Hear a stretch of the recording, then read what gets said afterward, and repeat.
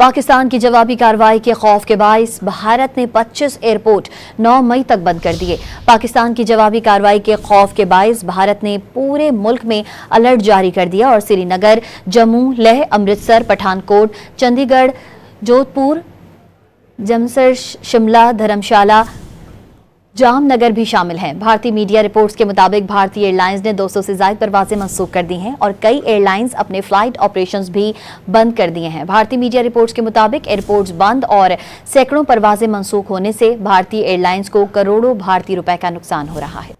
पाकिस्तान की जवाबी कार्रवाई के खौफ के बाइस भारत ने 25 एयरपोर्ट 9 मई तक बंद कर दिए। पाकिस्तान की जवाबी कार्रवाई के खौफ के बाइस भारत ने पूरे मुल्क में अलर्ट जारी कर दिया और श्रीनगर, जम्मू, लेह, अमृतसर, पठानकोट, चंडीगढ़, जोधपुर, जमसर, शिमला, धर्मशाला, जामनगर भी शामिल हैं। भारतीय मीडिया रिपोर्ट्स के मुताबिक भारतीय एयरलाइंस ने 200 से ज्यादा परवाजें मंसूख कर दी हैं और कई एयरलाइंस अपने फ्लाइट ऑपरेशंस भी बंद कर दिए हैं। भारतीय मीडिया रिपोर्ट्स के मुताबिक एयरपोर्ट्स बंद और सैकड़ों परवाजें मंसूख होने से भारतीय एयरलाइंस को करोड़ों भारतीय रुपए का नुकसान हो रहा है।